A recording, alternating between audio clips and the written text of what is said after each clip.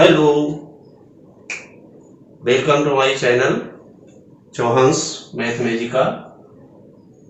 और आज हम लोग पढ़ने जा रहे हैं एक्सरसाइज 3.3 एनसीईआरटी बुक से। एक्सरसाइज 3.3 हमने अभी इससे पीछे एक्सरसाइज 3.2, 3.1 इनमें पढ़ा था कि रैखिक समीकरणों के युग्म को ग्राफी विधि से कैसे हल करते हैं।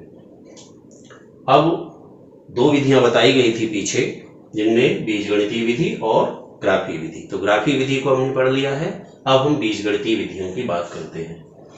तो रैखिक समीकरण को हल करने की बीजगणितीय विधियां तीन मुख्य विधियां हम पढ़ेंगे। प्रतिस्थापन विधि, इसको इंग्लिश में कहते हैं सब्स्टिट्यूशन मेथड, विलोपन विधि, एलिमिनेशन मेथड, और वज्र गुणन विधि, क्रॉस मल्टीप्लिकेशन मेथड। इन तीन विधियों को हम लोग पढ़ेंगे। तो सबसे पहले प्रतिस्थापन विधि या सब्स्टिट्यूशन मेथड को हम लेते हैं। इस पर बेस्ड एक्सरसाइज 3.3 है, जिसका पहला क्वेश्चन है निम्नलिखित समीकरण युग्मों को प्रतिस्थापन विधि से हल कीजिए। सब्स्टिट्यूशन मेथड से इनको हल करना है। तीन पार्ट्स यहाँ पर हमने लिए हैं अभी। तो पहला x plus Y equals to 14 और x minus Y equals to 4, ये समीकरण युग्म है।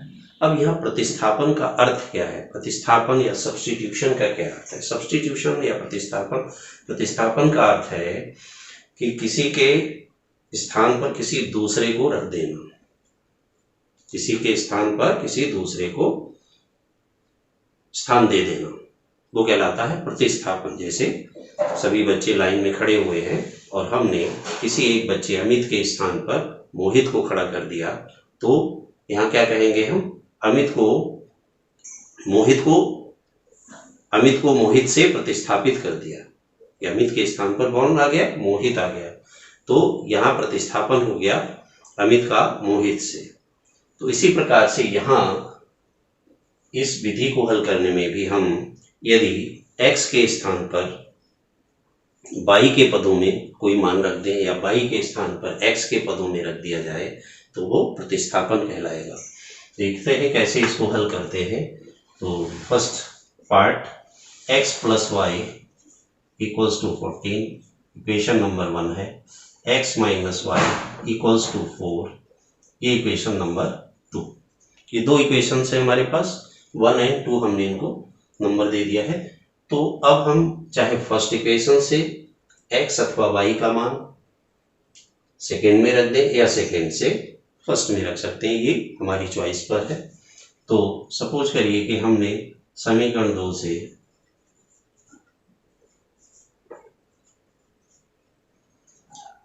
x minus Y equals to 4 था, तो इसको हम y equals to x minus 4 लिख सकते हैं। ऐसे समझिए कि y का टर्म हम राइट साइड ले गए और 4 को लेफ्ट साइड में ले आए, तो y इक्वल्स टू बन गया x माइनस 4। ये समीकरण 1 में रख दीजिए।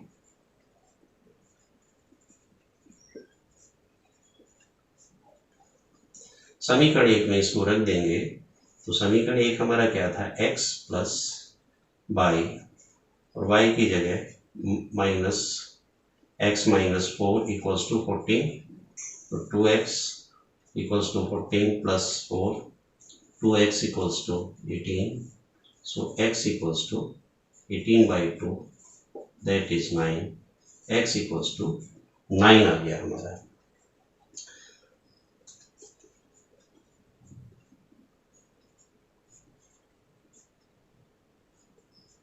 x equals to 9। तो इस तरह से हमने x की वैल्यू फाइंड आउट कर ली। कैसे की, कि समीकरण 2 से y इक्वल्स टू जो प्राप्त हुआ हमें, उसको हमने समीकरण 1 में प्रतिस्थापित कर दिया।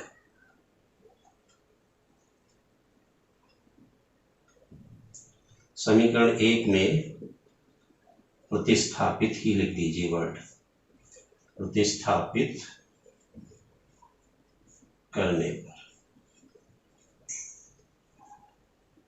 x इक्वल्स टू 9 आ गया। अब जो x की वैल्यू आ गए हैं उसको यही हम रख दें इसमें, y इक्वल्स टू जो x माइनस 4 बनाया था इक्वेशन 2 से, तो x इक्वल्स टू 9, y बराबर x माइनस 4 में रखने पर y इक्वल्स टू हो गया x की जगह 9 minus 4, y equals to 5। x equals to 9 और y इक्वल्स टू 5, ये समीकरण का हल हो गया। समीकरण युग्म का हल है। सिमिलरली सेकेंड पार्ट को लें, s minus T equals to 3, s minus T equals to 3, s by 3 plus t by 2 equals to 6, equation 1 and 2। अब यहाँ पर देखिए इक्वेशन 1 से आसान रहेगा s या t की वैल्यू सेकंड में रखना। तो समीकरण 1 से s बराबर 3 प्लस टी, समीकरण 2 में प्रतिस्थापित करने पर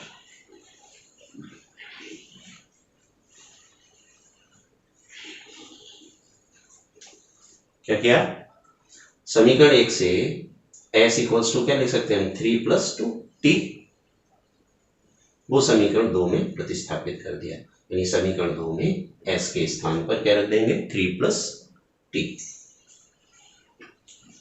तो 3 plus T upon 3 plus T upon 2 equals to 6। LCM लेंगे, 2 into 3 plus T plus T into 3 equals to 6। 6 plus 2t plus 3t equals to, cross multiplication कर लिया तो 6 इंटू 6 हो गया, 3 और 2 5t equals to 36 minus 6, 5t equals to 30, so t equals to 30 by 5, 6, t equals to 6 मिल गया हमें, t equals to 6 मिला। और अब t का मान, t बराबर 6 इसमें रख दीजिए s प्लस 3t में, s equals to 3 plus t में रखने पर, तो s इक्वल्स टू मिल गया हमको 3 plus 6, that is 9. S equals to 9 and t equals to 6. t equals to 6, s equals to 9, समीकरण युग्म का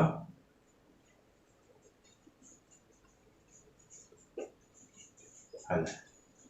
ये इसका हल हो गया। अब question number 1, third part, 3x minus y equals to 3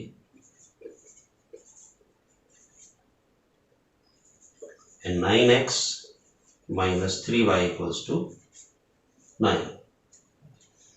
तो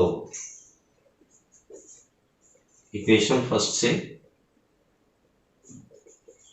समीकरण 1 से देखिए y इक्वल्स टू हम लिख सकते हैं 3x माइनस 3, y को राइट साइड ले गए और 3 को लेफ्ट में ले आए, तो ये y equals to 3x minus 3 बन जाए और इसको इक्वेशन 2 में रख दीजिए।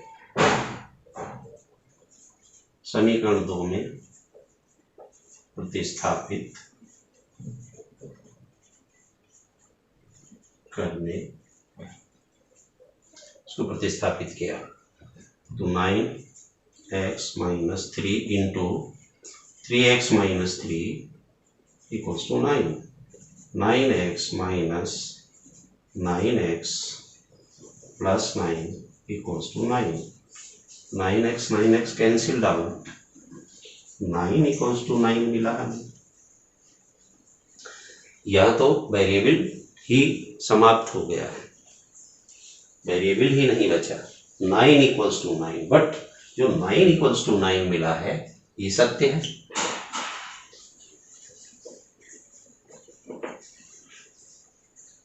ये सत्य है।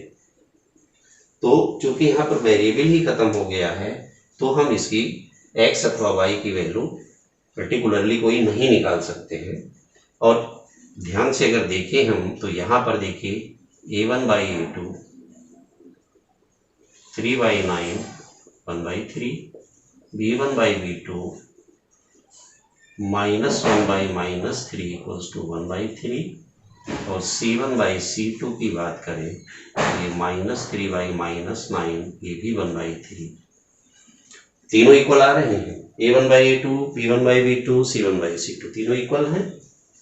तो ऐसे में इस समीकरण निकाय के कितने हल होते हैं हमको पता है, अनंततः अनेक हल होते हैं या अपरिमित रूप से अनेक हल होते हैं।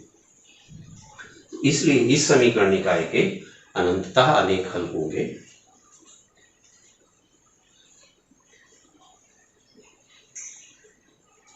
चूंकि यहाँ चर का पद ही समाप्त हो गया है,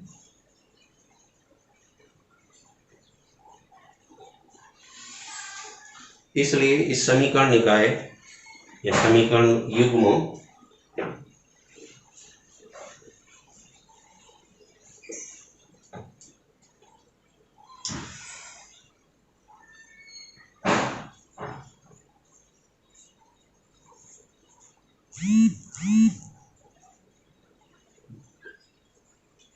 अपरिमित रूप से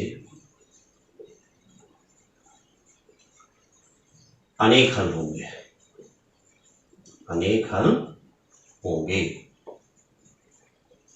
अपरिमित रूप से अनेक हल होंगे।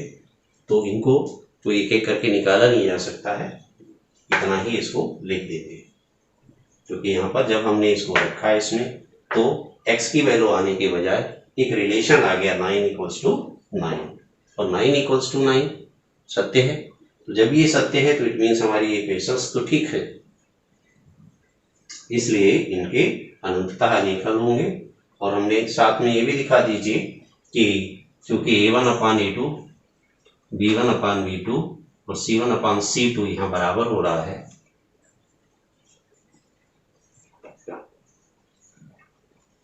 b1/b2 = c1/c2, इसलिए अपरिमित रूप से अनेक हल इसके होंगे। अब हम क्वेश्चन लेते हैं इसी के और parts.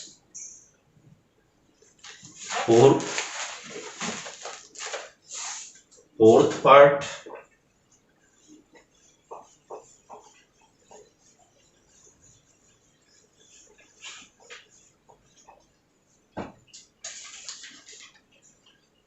Fourth part 0.2x plus 0.3y equals to 1.3 and 0.4x plus 0.5y equals to 2.3.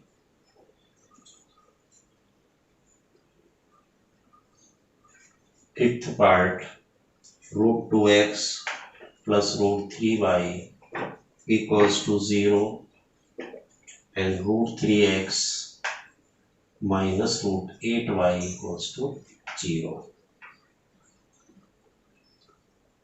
इन दोनों पार्ट्स को लेते हैं। तो फोर्थ पार्ट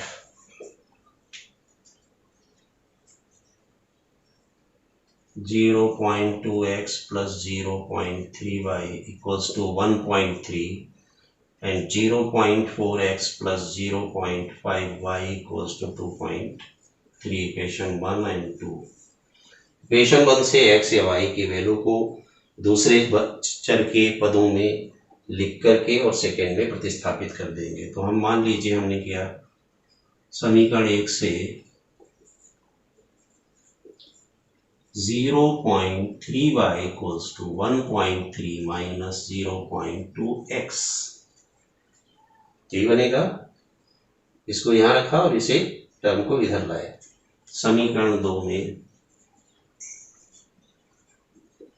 प्रतिस्थापित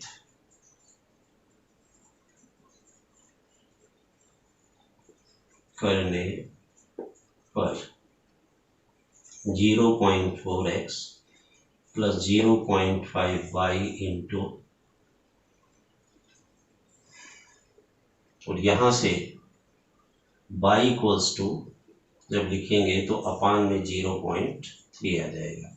1.3 minus 0.2x upon 0.3 equals to 2.3। 0.4x plus 0.5 और y के स्थान पर ये रख दिया, 0.4x प्लस यहाँ मल्टीप्लाई करना पड़ेगा 0.65, 13×5 और 2 स्थानों के बाद दशमलव, माइनस 0.10x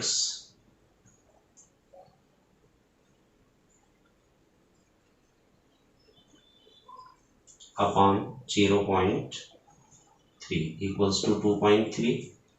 अब एलसीएम पूरे का लीजिए, 0.3 तो 0.12x plus 0.65 minus 0.10x equals to 2.3। इसमें से ये माइनस किया तो 0.2x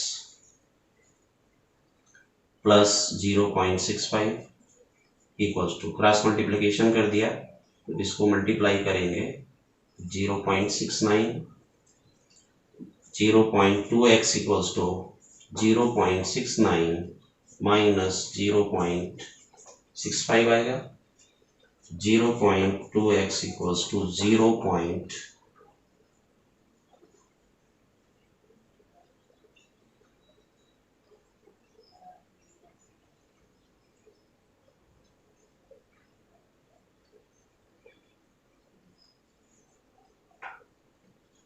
0.02 equals to 0.04. So x equals to 0.04 upon 0.02 2 times. So x equals to 2 मिल गया हमें, x equals to 2। अब x equals to 2 किसमें रखेंगे, इसमें y equals to 1.3 minus 0.2x upon 0.3 में रखने पर y equals to 1.3 minus 0.2 into 2 upon 0.3। 1.3 minus, इनको मल्टीप्लाई करिए तो 0.4 बना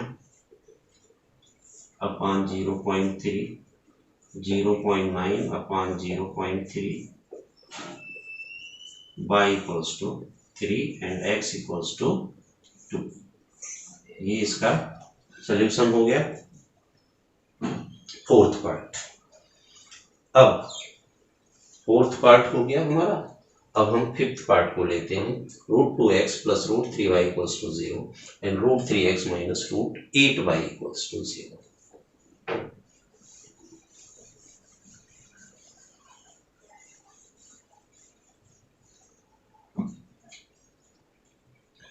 fifth, √2x plus √3y equals to 0, √3x minus √8y equals to 0। Equation 1 से √3y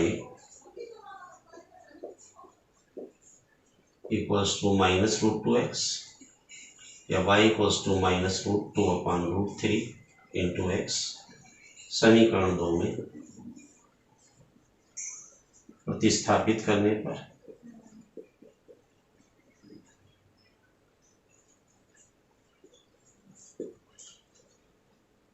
√3x minus √8 into minus √2 by √3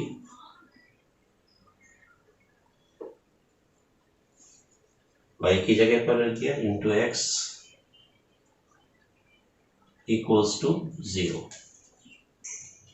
√3x minus, ये देखिए कितना बन रहा, ये इंटू का साइन है, √2 into √8 √16 upon √3। √16 मतलब 4 हो गया, एलसीएम लिया √3, 3x plus 4x equals to 0, 7x equals to 0, so x equals to 0। अब x का मान y equals to -√2 upon √3 x में रखने पर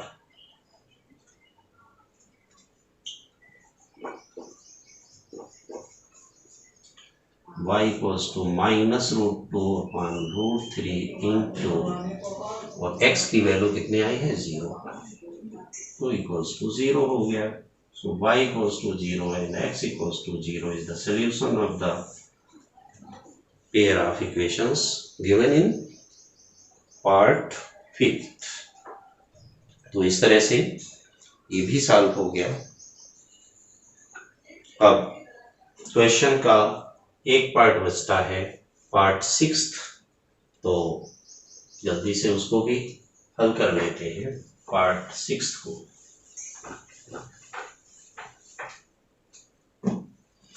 पार्ट 6th है 3x/2 minus 5y/3 equals to -2 and x/3 plus y/2 equals to 13/6। ये equation हो गई 1 एंड। अब देखिए यहाँ पर हम क्या करेंगे, क्योंकि दोनों ही क्वेश्चन में, दोनों ही इक्वेशंस में अपान में ही है, तो दो तरीके हो सकते हैं, या तो ऐसे ही रखें या फिर हम इनका एलसीएम लेके पहले इनको सिंप्लीफाई कर दें, शायद वो ज़्यादा बेटर रहेगा स्टूडेंट्स के लिए।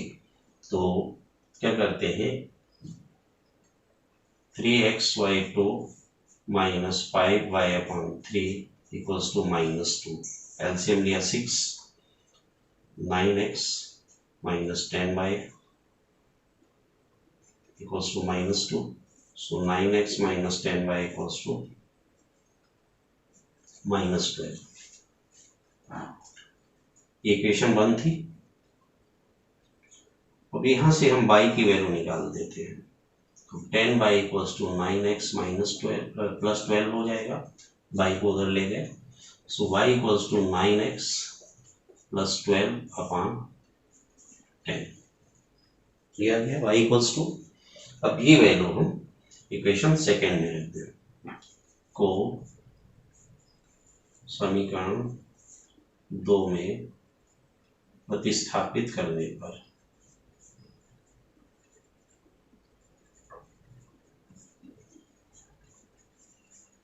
समीकरण 2 थी x/3 plus y/2 1/2 into y, और y की जगह 9x प्लस 12/10 रख दिया, equals to 13/6।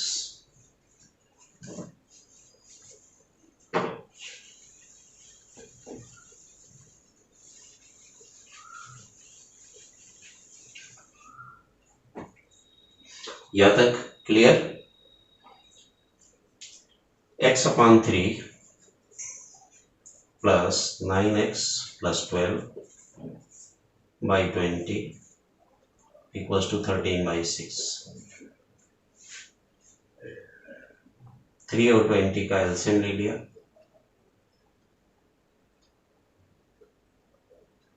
60, 20x plus 27x plus 36 equals to 13/6। 6 से इसको कट कर दीजिए 10,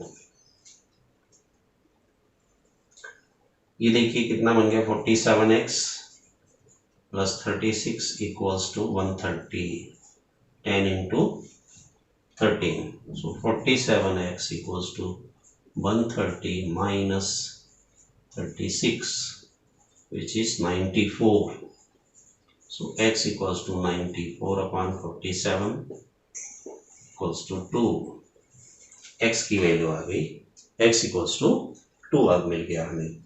अब x इक्वल्स टू 2 किसमें पुट करेंगे, y equals to 9x plus 12 upon 10 में रखने पर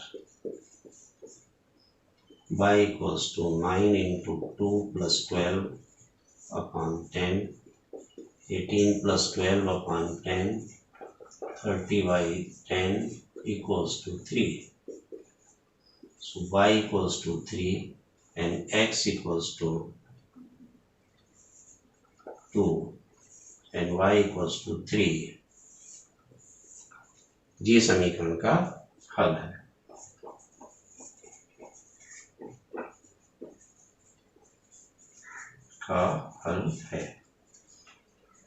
तो ये क्वेश्चन 6 का भी हो गया। तो इस तरह से सभी 6th पार्ट आपके प्रतिस्थापन विधि से या सब्स्टिट्यूशन मेथड से हम लोगों ने सॉल्व किए। आशा करता हूँ कि सारे पार्ट्स समझ आ गए होंगे।